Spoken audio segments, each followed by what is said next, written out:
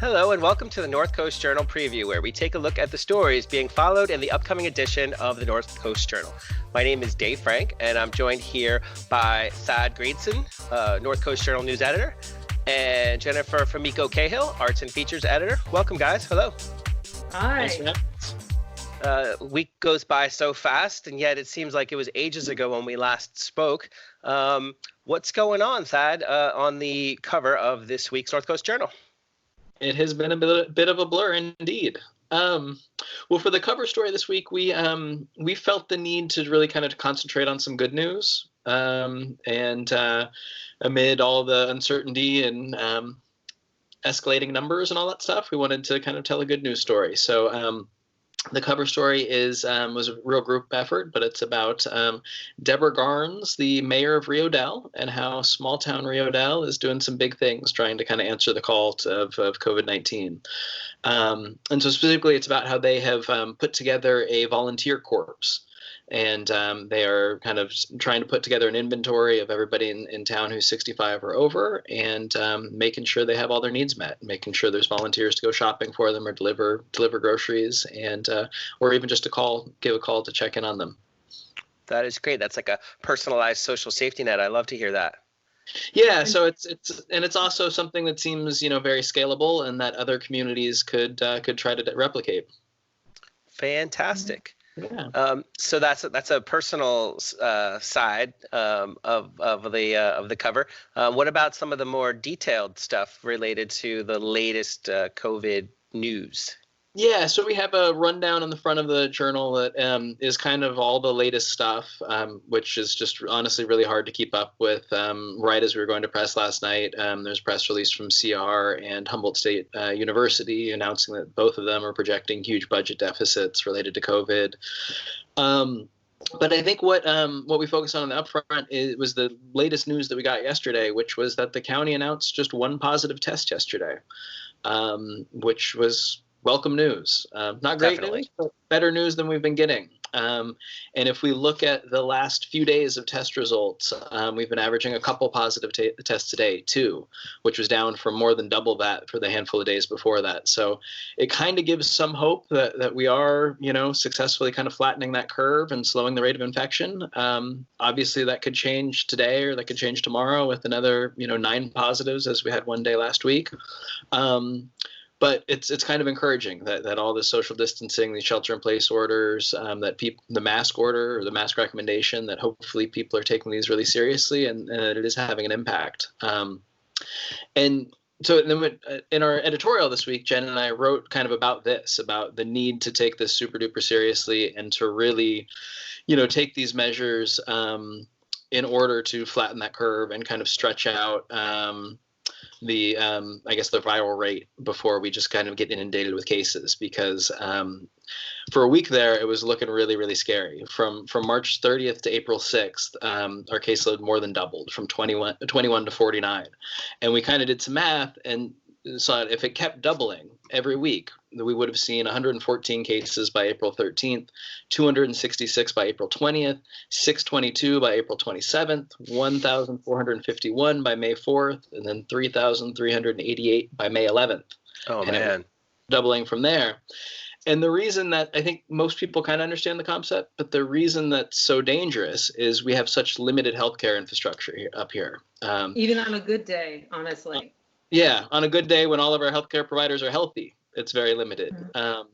So we also wrote last week about a kind of a group of do-good citizens and organizations that banded together and donated 12 new ventilators to St. Joseph Hospital, which is great. Oh, that's great. Yeah.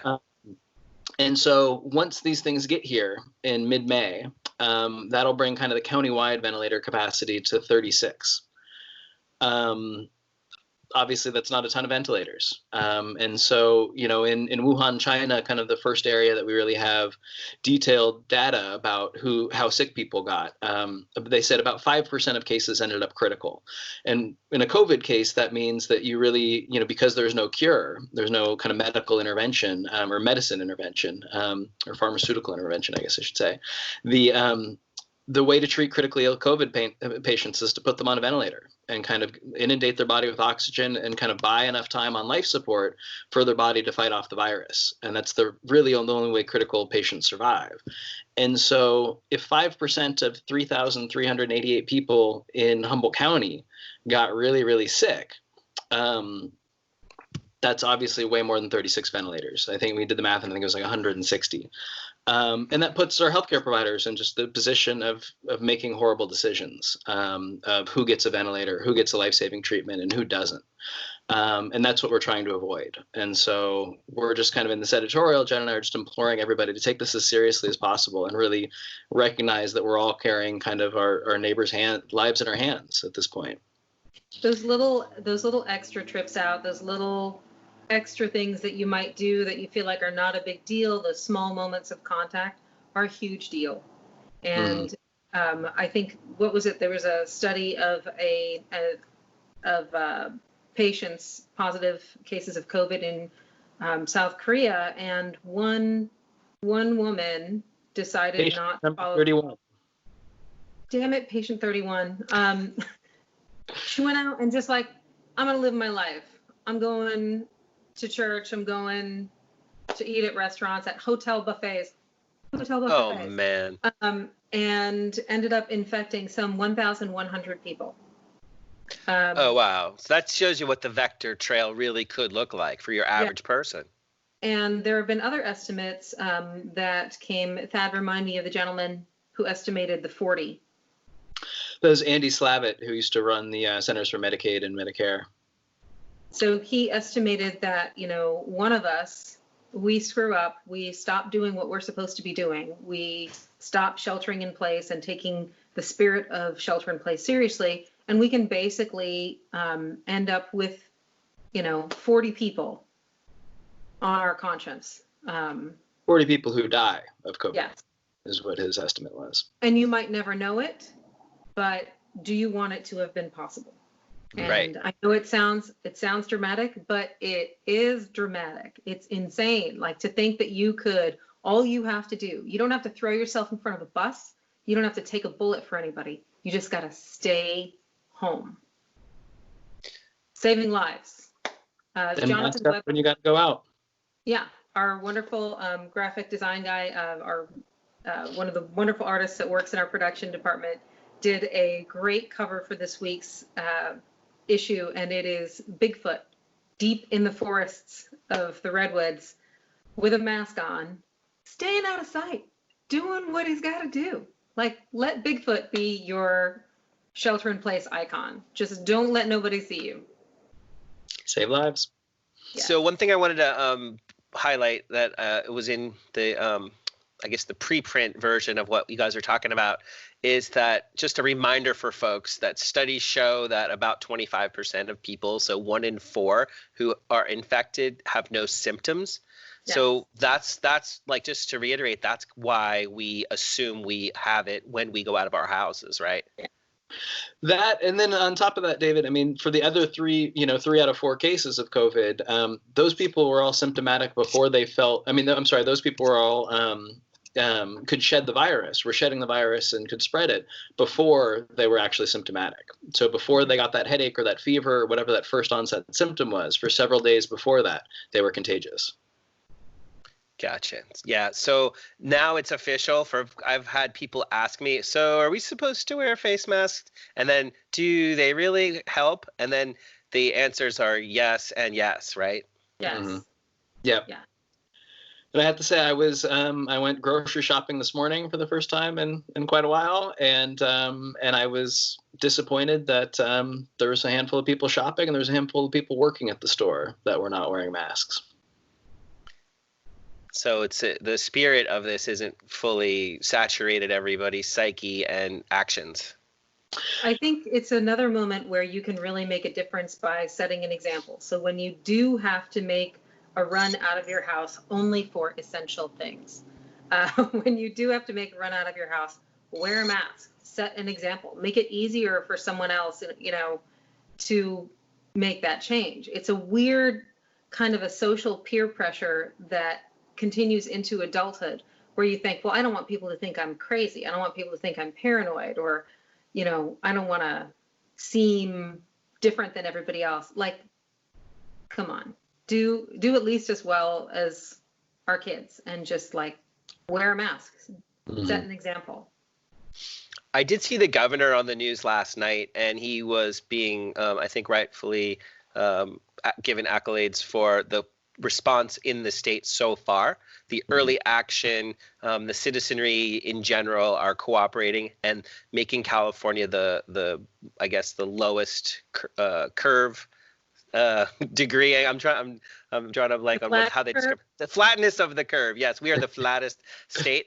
So much so that our state has actually sent some of these ventilators out to New York and New Jersey to assist where things aren't going so well, with the expectation that if we need them down the road, then they'll just send them back. Yeah, and which is, I think, is a wonderful thing that the state did. And also reminds me another point that Dr. Teresa Frankovich, the Humboldt County health officer, has said repeatedly is that, for Humboldt County, the further that we can put peak infection out is the better chance we have of reinforcements coming here to help us, whether they be ventilators from the Bay Area and down south or trained medical personnel to operate them. And so the last thing we want to do is get inundated right as everybody else is getting inundated, because the cavalry will not come.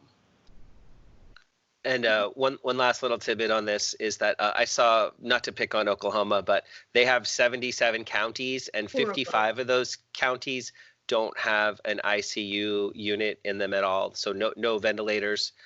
So we are, in that sense, somewhat lucky that our remote rural community does have 24, and then hopefully soon 36 ventilators available when we do need them, which I thought that was a little bit positive, especially considering that New York Times also in a separate article showed that I think between 2/3 and 3/4 of all rural communities now have at least one case. So it's a slow spread from to areas like ours. But again, a third New York Times article. Humboldt was first, actually, when they did this article. I think it was in today's New York Times. It showed Humboldt as the first remote rural county to record a known case, or at least that's what they had on their map, which I thought was pretty interesting. So, yeah, I don't know if Thad, you have anything else you want to add before we switch over to Jennifer, what she's covering this week? No, I think that about covers it. Excellent, thanks. Although it is related, if anybody thought we were taking a break from COVID, wah, wah, wah.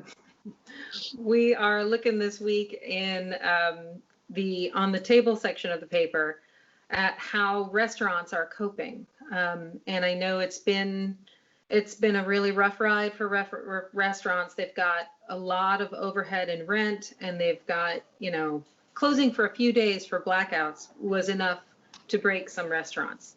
Especially locally. And COVID-19 and shelter-in-place orders are just a galaxy away from that. And so having to figure out, can we stay open? Can we manage to operate under the rules of shelter-in-place, meaning curbside? Can we keep our patrons safe? Can we let our patrons know that it's safe? And then also, can we keep our staff safe? Thad pointed out to me an article written by the city, I believe it's a nonprofit, right?